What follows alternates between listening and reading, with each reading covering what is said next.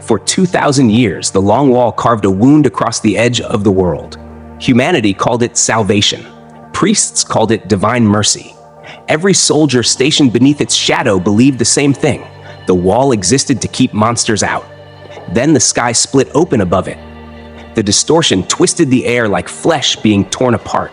Giants emerged through the rupture in silence first. Massive silhouettes descending from Mai's teleportation skill with the confidence of conquerors. Cyclopes, ogres, hecatonchires.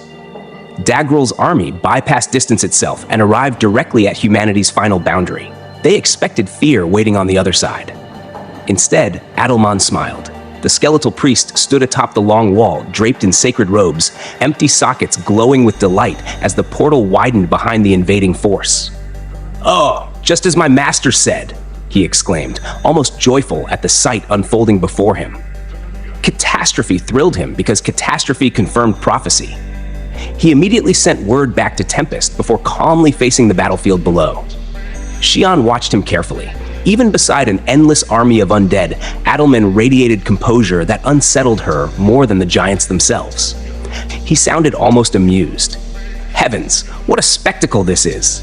He laughed lightly. "It may be a little too much for my poor little skeletons to handle." "A little, you say?" she answered sharply. Her voice carried disbelief, yet the battlefield itself carried something worse: anticipation. Because the truth slowly surfaced beneath the sacred stone. The Long Wall never merely defended humanity from the desert, it prepared for this exact moment. The Immortal Legion advanced beneath it like an omen finally awakened. From above, Adalman observed his forces with pride bordering on reverence. 2,000 Death Knights marched in absolute synchronization, mounted atop undead steeds without producing a single sound. Silence swallowed their movement completely. Every knight wore full-body magisteel armor refined specifically for undead bodies. Steel fused against bone so seamlessly that skeleton and weapon appeared born together. These creatures once ranked as ordinary undead. Disposable. Weak. Now each one stood as close to an A as one could get, transformed into elite war machines through relentless refinement. Yet even that force paled beside the horror stationed behind them. 50,000 undead crowded the wall itself. Bone soldiers, zombie infantry, skeletal archers. At first glance, they looked pathetic, rotting corpses propped upright through magic alone. Shion nearly dismissed them instantly. No matter how many skeletons you lined up, what was the use? Then she saw the weapons. The bone archers carried recoil-free missile launchers capable of firing shells 5 times faster than sound itself. Explosive magic compressed within each projectile turned every 3-man undead squad into mobile artillery. Zombie infantry raised assault rifles toward the horizon. Primitive weapons by Tempest standards, yet devastating against living flesh. Even the Death Knights wielded Imperial spell guns and magic sabers looted from the Empire's fallen soldiers. The battlefield shifted immediately. This stopped resembling war. It resembled experimentation. Somewhere far away, Rimuru unknowingly approved the entire deployment with a careless stamp of his seal. Only Ciel understood the scale of what had been unleashed upon the Long Wall. Forbidden firearms now lined humanity's holiest defensive structure beneath the blessing of sacred magic itself. Adalman saw zero contradiction in that reality. His undead required neither rest nor food. Through holy evil inversion, even holy magic itself empowered them rather than purified them. Sacred death. Holy abominations standing beneath Luminous's barrier. Shion narrowed her eyes slowly as realization settled over her thoughts. Adalman, if I might ask, how did you procure all that equipment? For the first time, genuine unease entered her voice. The skeletal priest merely laughed softly. Oh, it's very simple. Simple. That word disturbed her more than the weapons. Adalman explained everything cheerfully while war gathered outside the wall. He collected discarded equipment by the wagon load, melted it down, traded for ore, negotiated with merchants, called in favors, built production lines in secret while everyone else focused on military campaigns. Piece by piece, the priest quietly constructed an industrial empire beneath Tempest's feet. Then he revealed the worst part. Ha ha! Well, I have my best handmade monsters visit the other levels, 2 birds with 1 stone. The labyrinth itself became his economy. Adventurers entered searching for treasure while Adalman's monsters harvested resources endlessly below. Imperial soldiers died within the labyrinth and surrendered their equipment permanently. Iron golems produced magisteel continuously. Every battle strengthened his undead industry further. Shion stared at him in silence as the implications spread through her mind. This priest turned war into profit. Then another realization struck her with humiliating force. Wait, is he making more money than I am? That thought genuinely wounded her pride.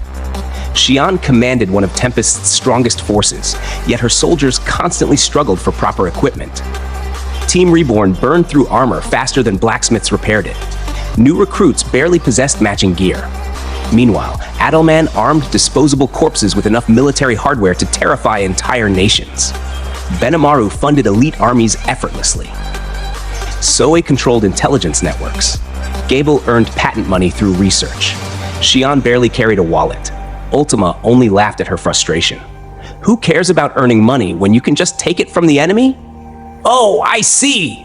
That does make sense! Adelman instantly regretted the conversation. Even surrounded by an approaching giant invasion, he suddenly realized the battlefield behind him carried greater danger than the battlefield ahead. Then Shion's expression hardened again. Go teach them a lesson. The Immortal Legion obeyed instantly. Below the long wall, Daggrull watched the opening exchange with growing irritation. Missiles screamed across the desert and detonated directly inside his advancing formations.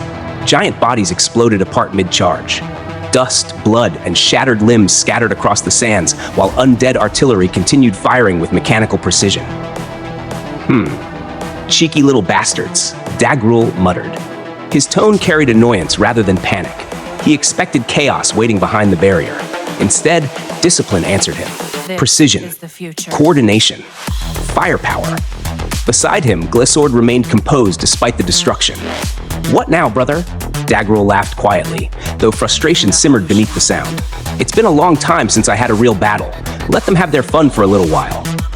The bound titans adapted quickly. Under Glassord's command, weaker giants immediately withdrew from the front lines, while those possessing ultra-speed regeneration continued advancing. Order returned almost instantly. Then the giants retaliated using the most primitive weapon imaginable, the earth itself. Massive hands crushed boulders into jagged fragments before hurling them toward the long wall with catastrophic force. Entire sections of undead vanished beneath the impacts. Skeletons shattered instantly. Zombie infantry disappeared beneath falling stone. Yet the wall endured. Beneath fractured sections of sacred stone, Magisteel glowed faintly. Glassord's expression darkened. Damn you, Luminous. Of all the nasty surprises. Daggrull understood immediately.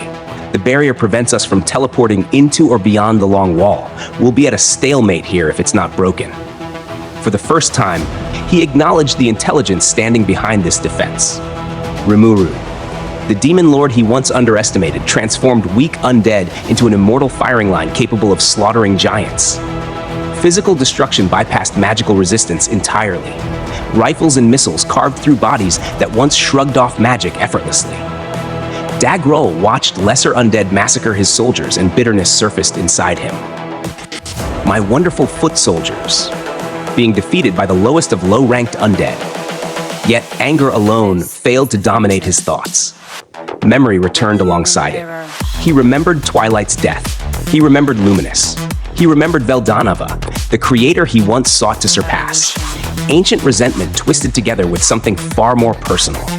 His sons waited somewhere beyond that battlefield. And deep within himself, Daggrull carried a truth he refused to speak aloud. He wanted them strong enough to survive him. If anyone stands in our way, he declared coldly, we'll mercilessly beat them down. The desert trembled beneath the giants as they prepared their true assault.